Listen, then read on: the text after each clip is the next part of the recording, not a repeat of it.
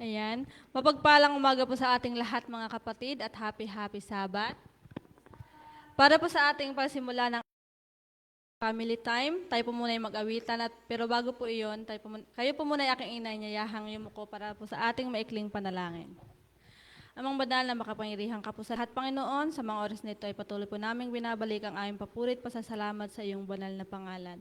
Maraming salamat po, Ama, na muli sa umagang ito ay muli niyo kaming tinipon sa iyong bahay sambayahan upang kayo po ipapurihan. Naway sa aming pong pag-aawitan ay patuloy nawa kami bigyan ng magandang boses upang maging kaya-aya po ito, makakarinig aming awitin maging kaaya-aya po ito sa kanila, Panginoon, at maging kaaya-aya po ito sa iyong harapan. Maraming salamat po sa pagdidinig ng aming dalangin sa pangalan ni Jesus. Amen. Para po sa ating unang awitin, atin pong buksan sa may bilang 105, 105, When the Roll is Called Up Yonder.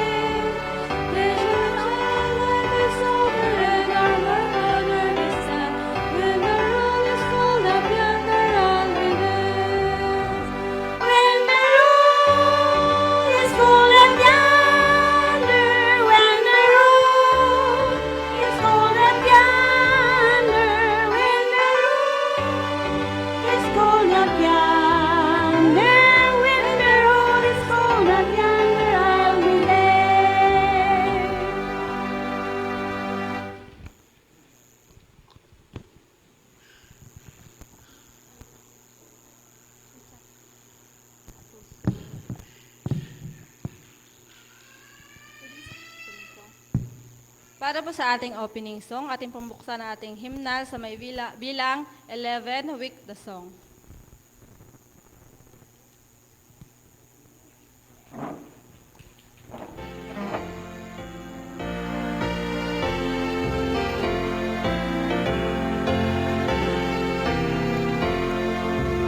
Niyaya ko pong lahat ang tumayo.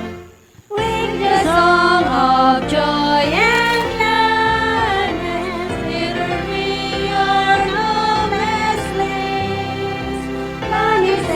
every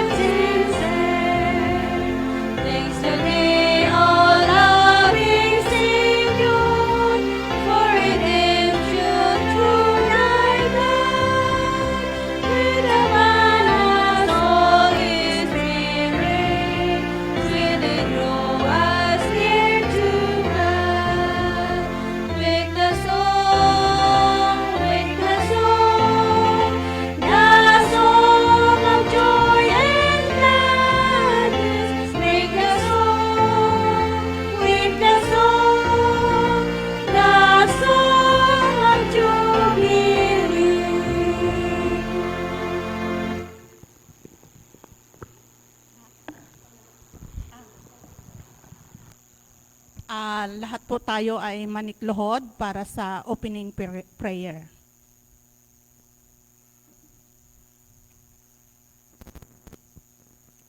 Makapangyarihan naming Diyos, mapagpala at mapagmahal.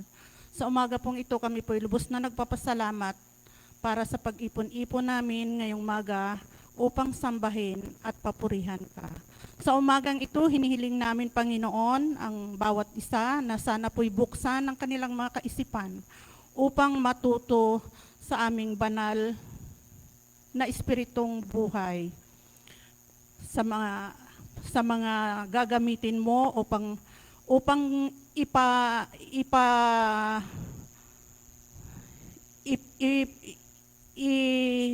dalahin sa aming lahat na nakikinig. Pagpalain mo po ang gagamitin mong tao sa umagang ito para siya ang maging daan na maintindihan ng bawat isa sa amin ang buhay espiritual namin. Panginoon, dinadalangin din namin ang wala pa ngayon sa bahay-sambahan na ito, naway pagpalain mo sila, ingatan sa kanilang paglalakbay upang marating ang bahay-sambahan na ito.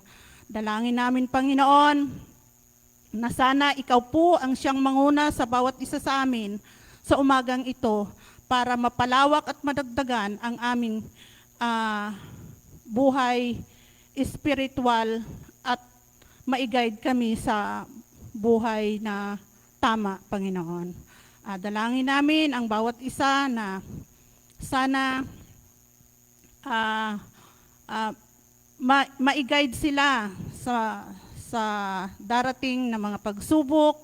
Ikaw po sana ang siyang manguna. Huwag mo pabayaan, Panginoon, ang iyong mga anak na malulong sa kaaway.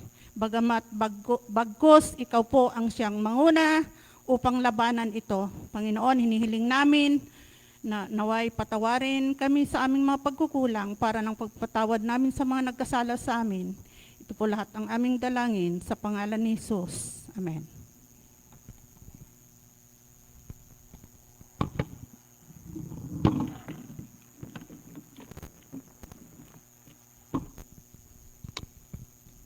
Magandang umaga at happy Sabat po sa ating lahat, mga kapatid. God is good. All the time. Ayan.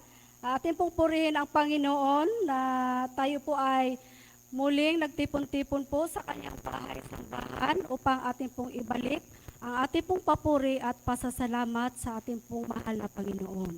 At akin pong wini-welcome ang lahat na narito po ngayong umaga sa ating family time. At especially po sa ating bisita na narito ngayon, si Sister Merly Villanueva, na siya po ay nanggaling pa sa Irawan. Welcome po. At ang ating pong programa ngayong umaga sa ating pong family time, ang nanguna po sa atin sa pag-aawitan ay si Sister Myra Ranes at ang opening song, With the Song. At tayo po ay binuksan ng panalangin na ibinigay po ni Sister Virgie Husayan. At pagkatapos po, tayo po ay makakarinig ng mensahe na ibibigay po ni Sir Chad Belisario. At closing song, closing prayer. Ito po yung ating pagkasunod-sunod na ating programa. Akin na pong ibigay kay Sir Chad Belisario.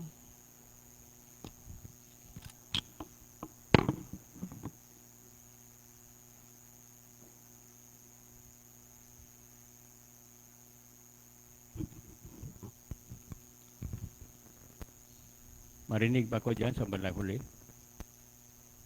Okay, very good.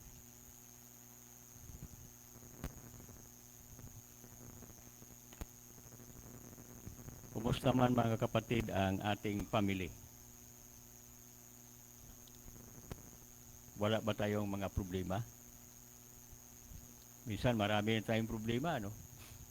Oh, ganun talaga ang problema, nakakatulong sa pagpalago natin. Dahil doon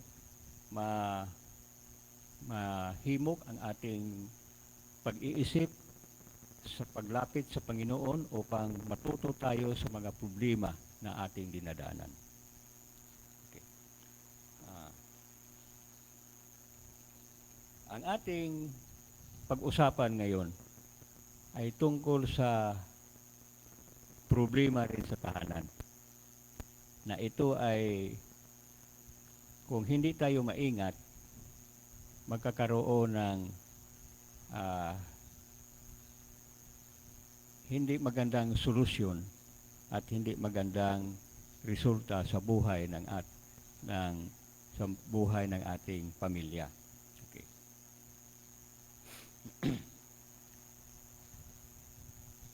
Nung nandoon pa ako sa PSU,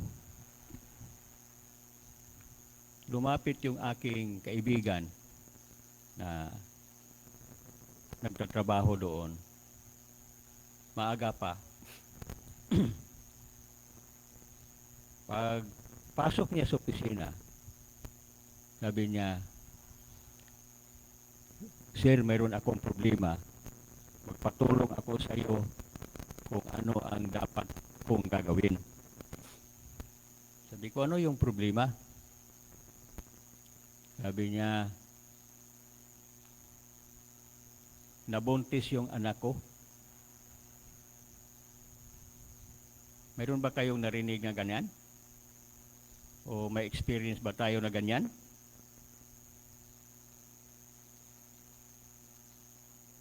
O kung mayroon,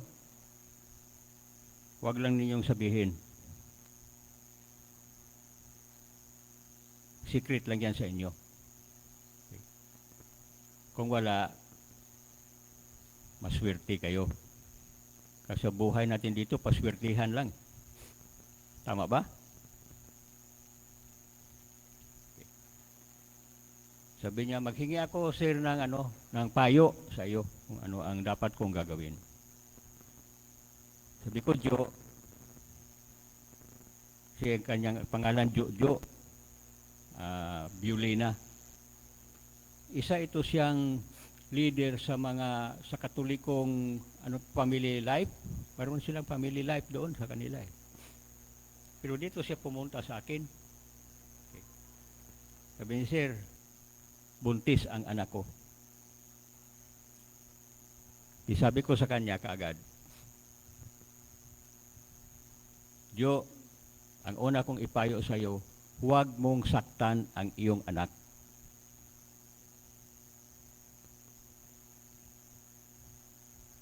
Sabi niya, "Sir, tapos na." Talagang binugbog daw niya. Oh. Kung darating yon, kung sakali na darating yon sa ating pamilya, ano ang ating gagawin? Ano ang ating attitude doon sa pangyayari na yon? Atin bang saktan? Atin bang bugbugin sa galit sa ang ating anak? O papayag ba tayo na ang ibang mga kapatid natin, na mga tiya or tiyo, uncle o auntie ng ating mga anak ay makikisali rin sa yaw-yaw doon sa nagkasala? Na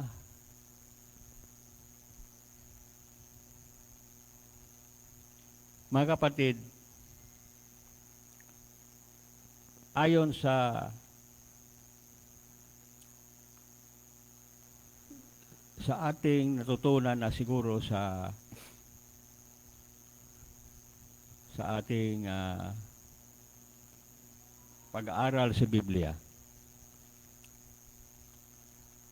kung ang tao ay nagkasala sa atin, ano ang ating magiging attitude sa kanya? Halimbawa, ninakawan tayo. Ano ang ating attitude sa kanya? Puntahan ba natin siya, nahuli siya, tapos puntahan ba natin siya, ipakulong natin? O atin ba siyang galitan or ano? Kung mangyari sa ating tahanan, mga kapatid, yung anong oras ba tayo ha? Okay. Yung anak natin na nagkasala, wag nating pagalitan. huwag nating saktan, huwag nating bugbugin. Kasi alam nyo, pagka magsabi yan siya sa iyo, ang kanyang isip ay natatakot siya, pero doon siya tatakbo sa magulang kasi makakatutulong yun. Ngayon, kung bugbugin mo yun, pagalitan mo o paalisin mo sa bahay mo, saan siya pupunta? Siyempre, pupunta siya doon sa kanyang kaibigan, o sa kanyang mga kamag-anak, pero ano naman ang may papayo nila sa iyo? At ikaw, hindi ka ba mahiya na yung anak mo may problema pagkatapos doon sa ibang tao magpunta?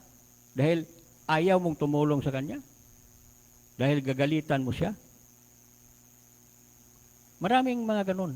Sa Seventh-day Adventist Church members, mayroon mga ganyan. Pero, ano ba ang ating attitude? Yan. Sabi ng Panginoon, kailangan tayo, una sa lahat, magpatawad. Kung tayo ay nagkasala sa Panginoon, tayo ba ay ginagalitan tayo ng Panginoon? Hindi. Inaano tayo? Ginaguide tayo sa ating Panginoon para na maayos ang ating buhay. Hindi naman ibig sabihin na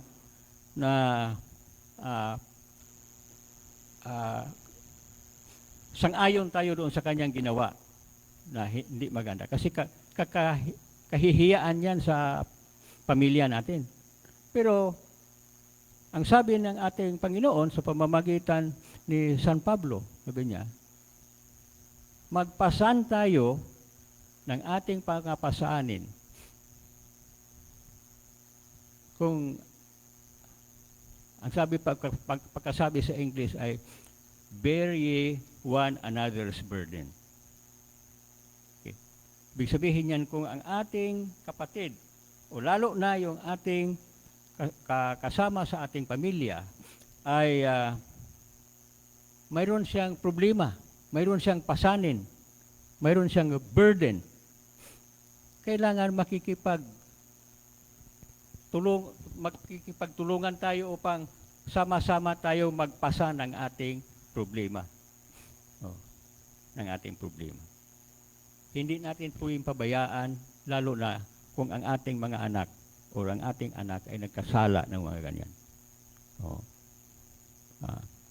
Mayroon pang isang istorya na Adventista, matanda sa iglesia ang tatay.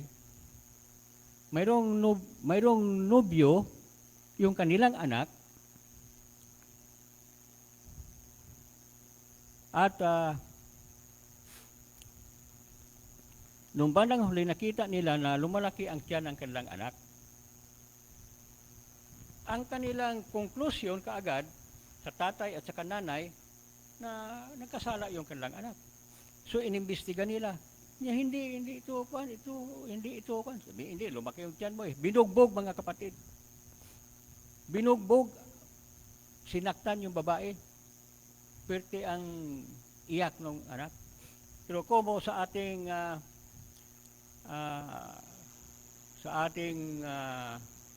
customary natin na pagka anak ay binugbog ng magulang, usually hindi lumalaban yung anak, lalo na kung babae. So binugbog. Talagang bugbog na bugbog, babae. So walang magawa yung babae. So palaki yung habang lumalaki yung pagkatapos ng ilang linggo, kasi nabugbog nga, nagpunta sa ospital, sinamahan ng nanay yung babae na nagbuntis. Nagpunta sila doon at unang pinuntahan nila doktor kasi pa-examine nila yung kung anong sa loob yung bata. Ang analysis pala ng doktor, mga kapatid, hindi pala bata. Mayroon palang sakit na anong tawag noon yung lumalaki dito sa tiyan? Mayuma. So, wala nang magagawa kasi tapos na eh. Kumbaga. Pero sa isang banda, kahit natutuo yun na nagkaroon ng ganyan, huwag mong tulungan mo na lang. Kasi saan pa ba siya pupunta? Kaya kung tayo ay nakikiramay at tumutulong sa problema ng ibang tao na hindi nga natin kamag-anak, how much more kung ang ating anak ay mayroong problema ng ganyan? Meron kayong tanong? Mga kapatid, ipagdasal natin sa Panginoon na ang ating mga pag-uugali ay ating baguhin sa mga bagay na ganyan.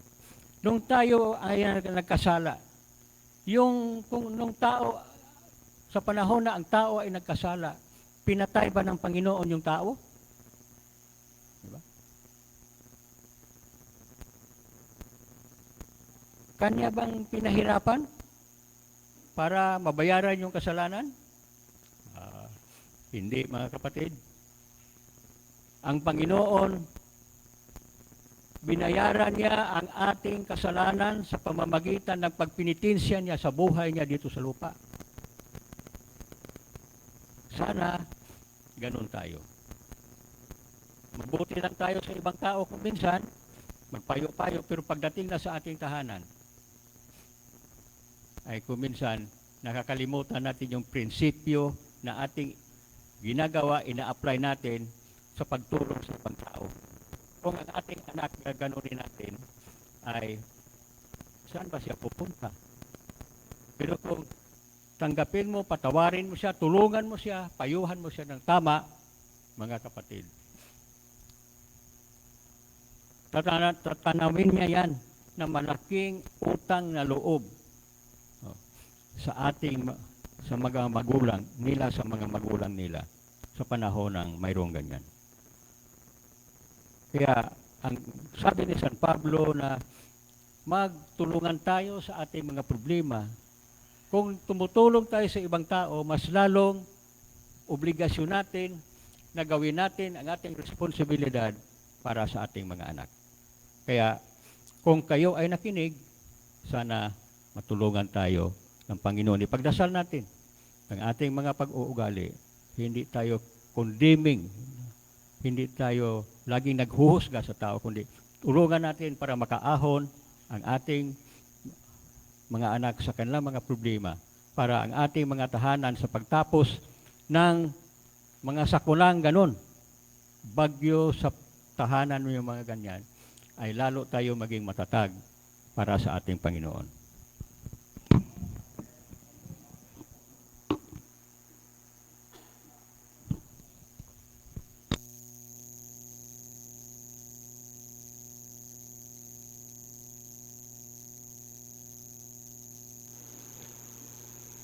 Ayan, maraming salamat po sa napakagandang mensahe na ibinahagi sa atin ni Brother Chad.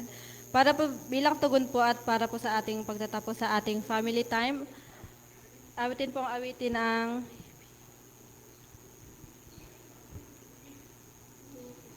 wait lang.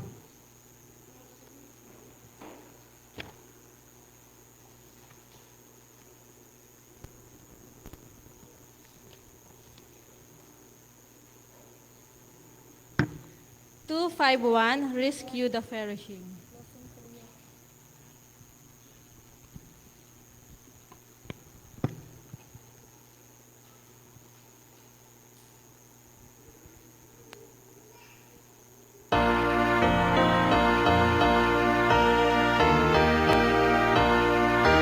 Tayo po lahat ay tumayo.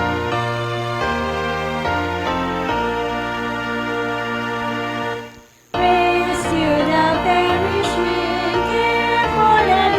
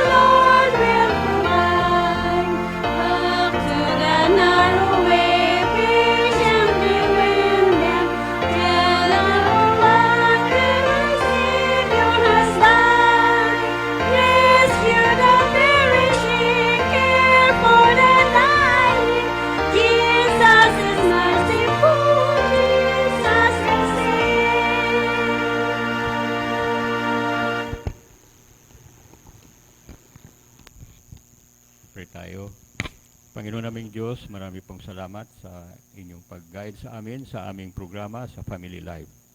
Nawa Panginoon, ipatuloy ninyo ang inyong sama sa amin, sa aming pagsamba sa inyo, sa aming Sabbath School, sa pag-aral namin ng inyong mga banal na salita. Tawarin ninyo Panginoon sa aming mga kasalanan, mga pagkukulang namin, at bigyan din ninyo kami ng mabuting asal upang makapagpatawad kami sa mayroong kulang sa amin. Ito po ang aming hinihiling sa pangalan ng aming Panginoong Hesus. Amen.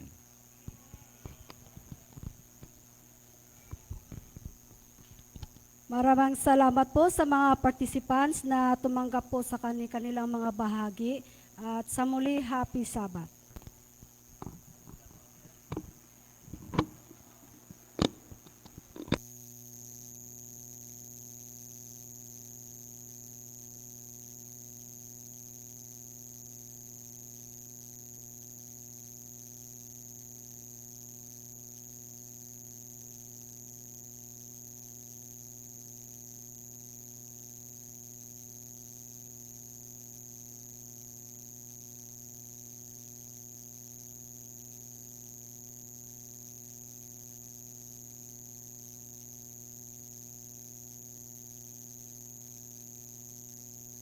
Sa pagpatuloy ng ating serbisyo sa umagang ito, tayo ay mag-awitan muna habang ating hinihintay ang ating mga partisipante para sa ating Sabbath School service.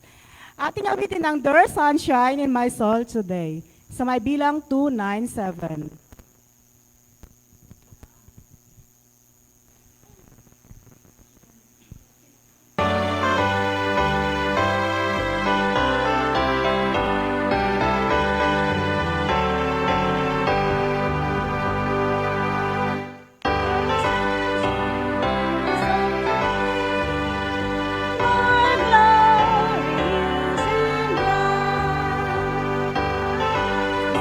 And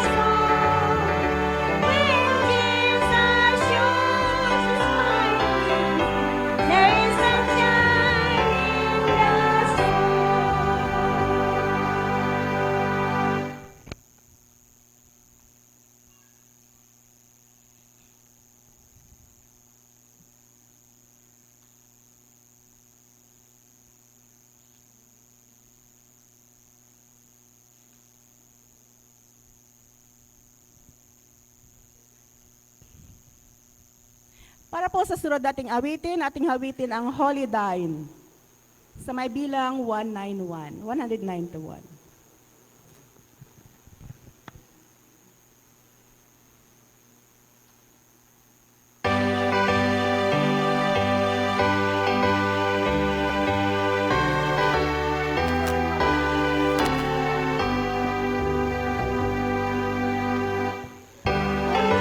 Dear Savior, holy thine, teach me how I will do thy will, O Lord, last night. Let me happy love, holy night, holy night, this is my vow. Holy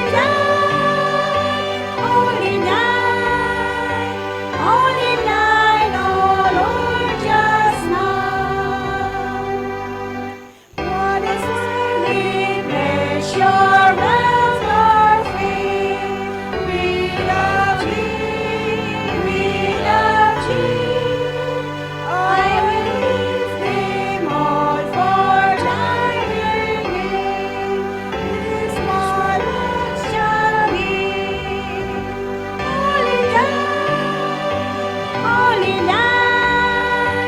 Holy night, this is my vow.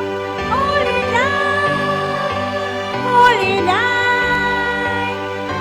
night, oh Lord, just now. Ancient joys behind, come down here, and Prince and Star, and all I find is my comfort here. Holy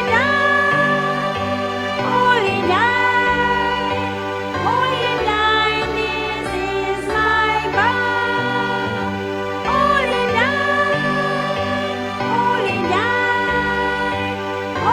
night, oh Lord, just now.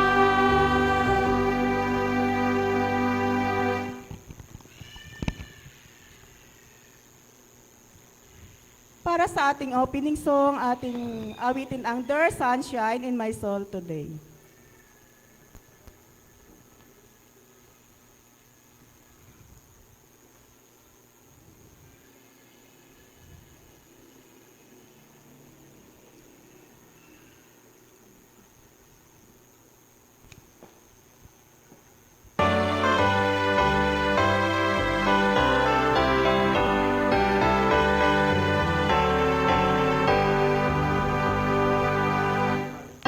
Sunshine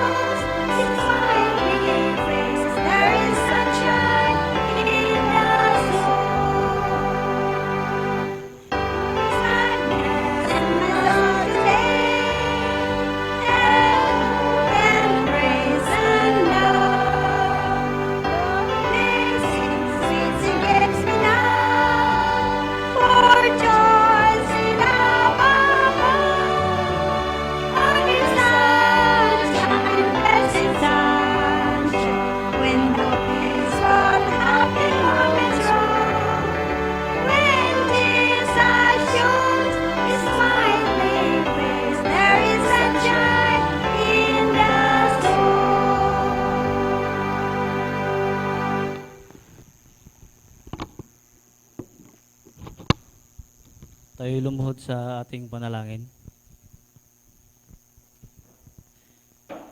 O dakila at magpala namin Diyos sa umagang ito, amin pong binabalik ang papuri at pasalamat sapagkat patuloy niyo kaming iningatan sa buong isang linggo nakalipas sa aming mga gawain at patuloy niyo kaming binigyan ng magandang pangangatawan.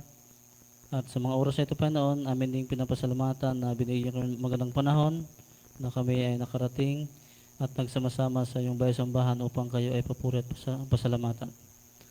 Aming dalangin Panginoon sa mga oras na ito, bigyan ng katalinuhan ang may mga bahagi. Ngayon din kaming nakikinig upang aming may sakabuhayan ang aming may rinig na nagmula sa iyong banal na kasulatan.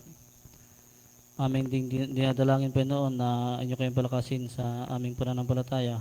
Bagamat marami kayong mga pagsubok na naranasan, ngunit aming inaasahan na patuloy kami sasamahan upang aming ito mapanagumpayan. Patawarin kami sa aming nagawang pagkukulang at pagkakasala. Itong isang mutiling sa pangalan ni Jesus. Amen.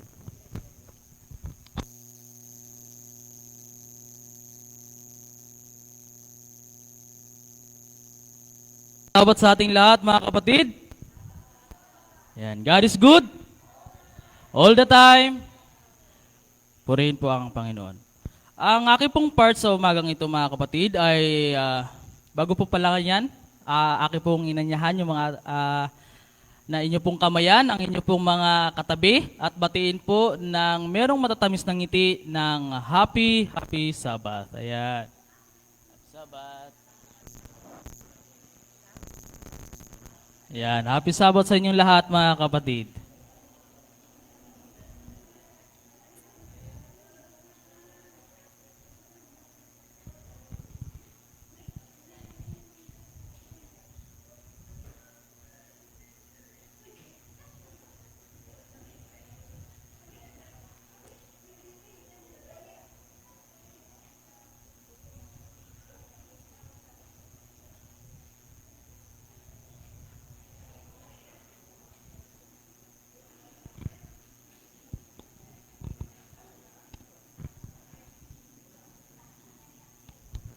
Ayan.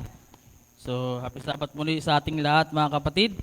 Ang aking pong bahagi sa umagang ito ay tagapagpakilala ng may mga bahagi ng magsisiganap at magsisiganap pa lamang. So, ang nanguna po sa ating pong tagapag-awitan ay pinangunahan po tayo ni Sister Crispa Mascardo. Ang ating pong pambungad na awitin o opening song ay may pinamagatang There's Sunshine in My Soul Today. At sinundan ito ng bungad ng panalangin na ibinigay po sa atin ni Brother Jimmy Salazar Jr. At presider po ng inyo pong lingkod, Brother J.R. Ranes. At susundan po ito ng secretary report na ihandog sa atin ibibigay sa atin ni Sister Eliza Mascardo. Special song po ng Flores Sister.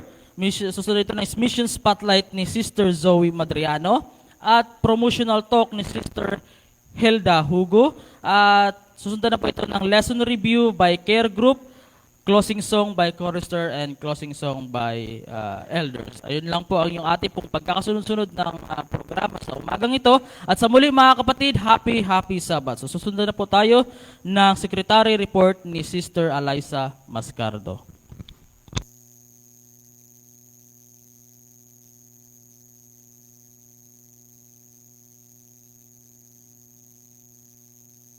Akin pong babanggitin ang nagsiganap na programa noong July 19, 2025. So, pinangunahan po tayo ng chorister ni Sister Blessy Queen Ranes.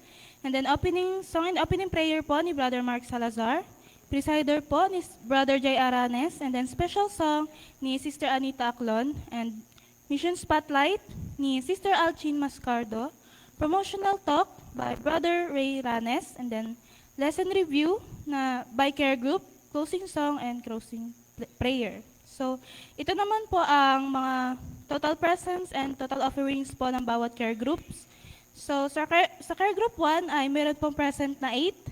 And then, ang offering naman po ay 173. Ang overgoal po ay 73. And sa care group 2 naman po, meron pong present na 2. And then, ang offering naman po ay 50. And then, sa care group 3, po, ang present naman po ay 3.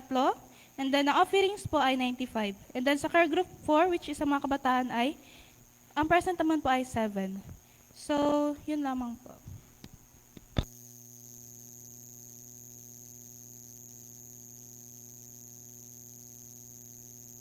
Sunod na po natin ang special song ng manggagaling po sa Flores Sister.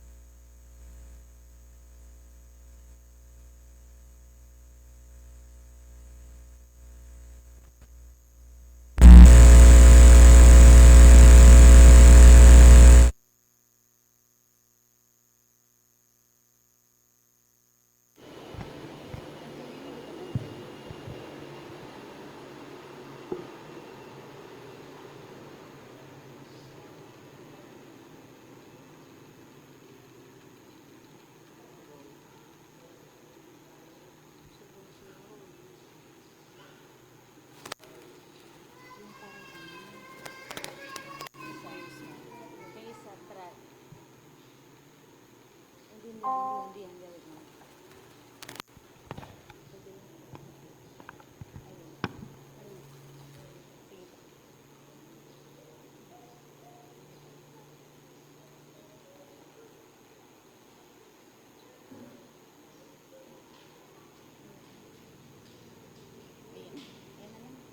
na lang.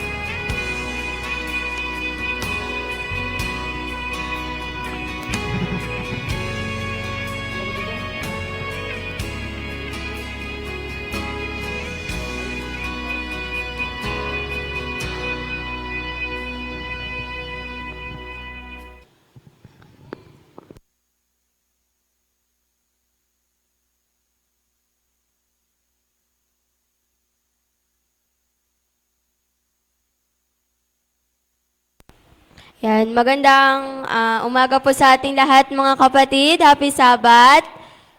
So, ang ating pong mission spotlight ngayong Sabado ay pinamagatang Umiiyak para kay Rain. And this story is all about kung paano tinutugon ng Diyos ang ating mga panalangin. Sa Africa, may isang paaralan na tinatawag na Sulusi Adventist High School. Dito nag-aaral si Boji, isang 22 anyos na estudyante. Isang matinding tagtuyot ang dumaan sa kanilang lugar. Walang ulan sa loob ng ilang buwan. Natuyo ang mga bukirin, namatay ang mga pananim, at halos maubos ang kanilang pagkain. Nawalan din sila ng sapat na tubig para sa pang-araw-araw na gamit. Dahil dito, nanganib na masira ang kanilang paaralan. Pero hindi sumuko ang mga estudyante at guro. Sama-sama silang nanalangin at ayuno araw-araw. Humihingi sila ng tulong sa Diyos sa kabila ng takot at hirap. Naaalala nila na ang Diyos ay tapat. Na noon pa man ay inalagaan na niya ang Sulusi. Lumakas ang pananampalataya ni si Boji. Naniwala siya na kung si Lord ang nagmamay-ari ng paaralan, siya rin ang magbibigay ng solusyon. At hindi sila nabigo. Matapos ang 2 buwan ng pananalangin at pag-aayuno, bumuhos ang ulan. Nagdiwang ang buong paaralan, nagpasalamat sila sa Diyos sa simbahan at nagsimulang bumalik ng normal sa kanilang buhay. Nakapagtanim muli, nagkaroon ng pagkain at hindi na nasira ang paaralan.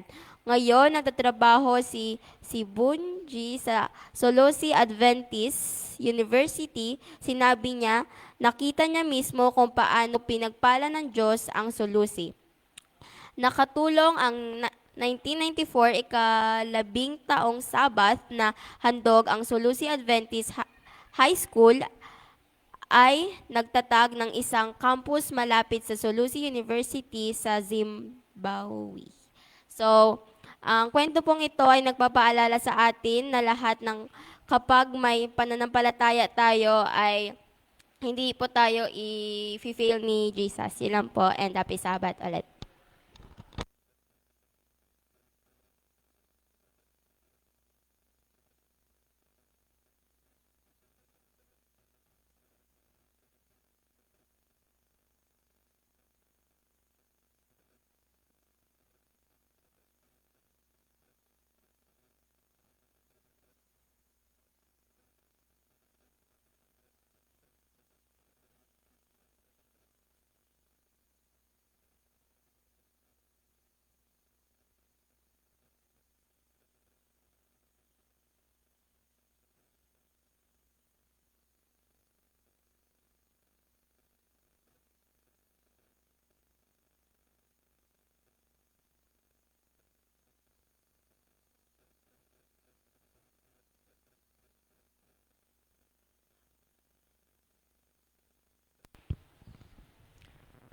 Magandang umaga po sa ating lahat at happy Sabbath sa muli. So, ang aking pong part ay promotional talk. So, ang sabi ni Alchin sa akin kagabi po ay Sabbath School Improvement. Okay. So, bago po, magbibigay lang po ako ng mga paalala. Ngunit, bago po yun, ay ano nga po ba yung Sabbath School? Ano yung kahalagahan ng Sabbath School?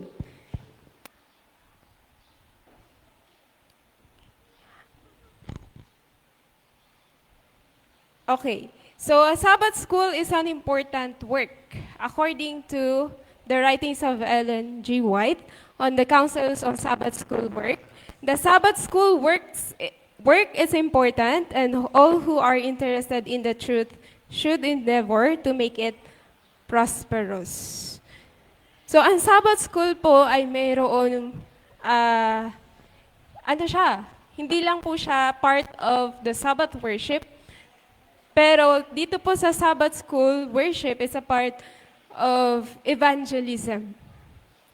Okay. Separate po siya na mission po natin.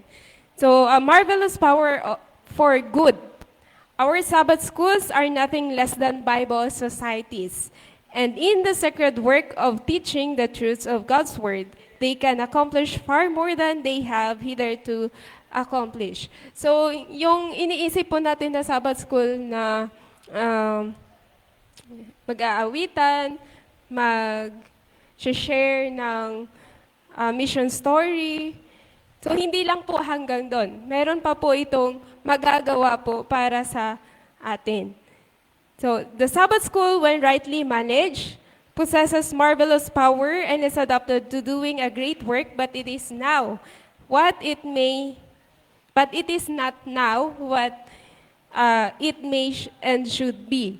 So, marami na rin po akong napuntahan ng mga churches. Nakapunta na po sa ibang part ng Palawan. And iisa lang po ang nakikita ko na nagiging problema po sa mga churches. Yun po ay Wednesday, Friday, konti lang po. And pagdating po ng Sabbath school, sa pagsisimula o bago simula ay konti pa lang din po ang mga nandun po sa church. But praise God po dito sa Rampano ay hindi po ganun. So praise God po at napapractice nyo po ang family time before po mag-start ang Sabbath school worship. So maganda po na practice po iyon. So the influence growing out of Sabbath school work should improve and enlarge the church. So hindi lang po yung mga crusade po yung evangelism or yung pagbabible study, kundi sa Sabbath school po mismo ay pwede po tayong magkaroon ng evangelism. Okay, the influence of growing Sabbath school work should improve and enlarge the church, but in no case should it ever be allowed to divert from the interest of the church. So there is a most precious missionary field in the Sabbath school. And if there are now omens of good, they are only indications and beginnings of what may be done. So pwede po tayong mag-invite ng ating mga friends. And later on, i-share ko po sa inyo ano po yung mga tips.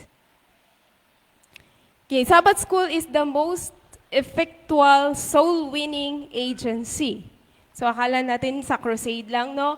Sa crusade, sa pag-missionary, doon lang tayo makaka-soul winning. Pero sa Sabbath school po is an effective soul winning agency rin po. So the Sabbath school should be one of the greatest instrumentalities and the most effectual in bringing souls to Christ. So ganun po kahalaga ang ating Sabbath school. Kaya lagi pong pinaalahanan ng ating mga superintendent na pagandahin po yung ating programa sa Sabbath school. So, i-share ko na po yung mga personal tips. So, lagi po nating naririnig is yung mga tips for the superintendent. Ngayon naman ay personal. Yung pagiging maaga po sa church or pagiging late is a personal choice po. Hindi nakadepende sa ating mga superintendents. Kaya, i-share ko po ito sa inyo, not because ay perfect ako, ito'y para sa akin din po. Yan, guilty rin po ako dito para po ito sa ating lahat. Okay. So, first po ay preparation. Paano po ba tayo nagpe-prepare? Di ba po, we have 6 days na gawin lahat ng ating mga trabaho, mga personal na gawain. But, meron lang po hinihingi ating Panginoon na isang araw. Yun nga po yung topic ni Pastor kagabi, Sabat. Isang araw lang po hinihingi ng Panginoon sa atin. So, sa mga institutions natin po, yung mga workers ay hanggang Friday, noon lang po sila. 8 to 12 lang po yung pasok. So, yung 1, wala na pong pasok. Simula 1 p.m. onwards. That is for preparation for the Sabbath. Okay, so sabi po dito, prepare just as we prepare ourselves physically for worship. We just also prepare our hearts and minds for Sabbath school. So, hindi lang po tayo magpe-prepare ng ating mga dadalhin o yung ating kakainin, kundi i-prepare din po natin yung ating mga isip, ang ating mga puso para po sa pagsamba sa ating Panginoon. Read the lesson ahead of time, meditate on the verses, and come with an open heart, ready to learn. So, yun po yung una. Pangalawa, active participation. Ang Sabbath School po ay hindi po siya yung isang tao lang magsasalita dito sa harap at tapos makikinig lang po yung lahat. So active participation, i-engage po natin ang ating mga sarili sa mga discussions, lalo na sa Sabbath School lesson. Okay, kaya tayo po ay merong mga small groups during the Sabbath School para lahat po ay makapag-participate, makabigay ng kanilang insights, makashare po ng kanilang mga idea doon po sa kanilang mga grupo. Okay, at ngayon po, yung care group na po, yung tawag natin sa small groups. So yung care group ay hindi lamang po sa loob ng church, di ba po, nag-meet, kundi meron din po silang mga ginagawa po sa labas mag-evangelize sa ating mga kaibigan. So according to Proverbs 27 verse 17, iron sharpens iron, and one man sharpens another. So, ganun po ka-importante yung active participation natin during the Sabbath School worship. So, we can all benefit from each other's perspectives and experiences. By actively participating in the Sabbath School discussions, we not only grow personally, but also equip ourselves to be effective witnesses for Christ. So, pangatlo po ay prayer. Begin and end your Sabbath school with prayer. Personally po, pag dating po natin sa church and bago po tayo umalis sa church, we should pray. Seek the guidance of the Holy Spirit to illuminate your understanding and unite your hearts in worship. Effective po talaga yung prayer, lalo na, di ba, may mga lesson tayo na medyo malalalim na mahirap maintindihan. Pero pag pinag-pray po natin na bigyan tayo ng Panginoon ng kaunawaan, ay nagiging mas madali intindihin para po sa atin. So next po ay application. So apply the lessons learned in your daily life. According to James 1 verse 22, But be doers of the word, and not hearers only, deceiving yourselves. So let God's word transform your character and action. So hindi lamang po nagtatapos dun sa pakikinig natin during the Sabbath school and sa mga lesson na ating naririnig, kundi ito po ay i-apply din po natin sa ating pang-araw-araw na buhay. Di rin po ito nagtatapos sa application. Ngayon, nalaman na natin, na-apply na natin. Dito na po tayo sa last, invitation. So, i-share din po natin sa iba yung experience po na na-experience natin. Encourage others to join our Sabbath School classes. Invite friends, family, and neighbors to experience the richness of studying God's Word together. So, kaya po pala, ang Sabbath School ay hindi lang po an hour of worship. Pero ito po ay evangelism din. Kasi pwede po tayo mag-invite ng ating mga kaibigan, pamilya na hindi pa po alam ng katotohanan. So, yun po yung mga tips na gusto ko po i-share sa inyo. Wait lang po. Okay. Una po sa preparation. Pangalawa, active participation. Pangatlo, prayer. Pang-apat, application. And panglima, invitation. So bago po ako umupo, nais ko pong i-share ang isang verse na matatagpuan po sa Colossians chapter 3, verse 16. Let the word of Christ dwell in you richly as you teach and admonish one another with all wisdom, and as you sing psalms, hymns, and spiritual songs with gratitude in your hearts to God. So ito po ang aking dalangin. And happy Sabbath pong muli.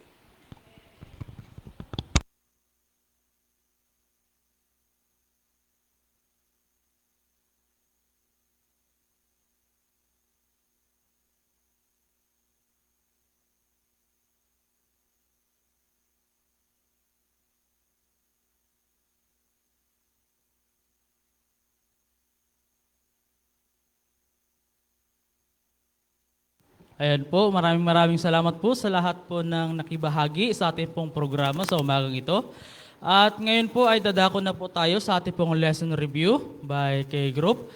At aking pong bibigyan ng ilang minuto po para po sa ating pangungulikta para po sa ating pang mga offerings. So, Care Group 1, Care Group 2, and Care Group 3, pati sa mga kabataan po ay mag-proceed na po tayo sa ating pong kanya-kanyang mga kagrupo. At sa muli pa mga kapatid, happy Sabbath.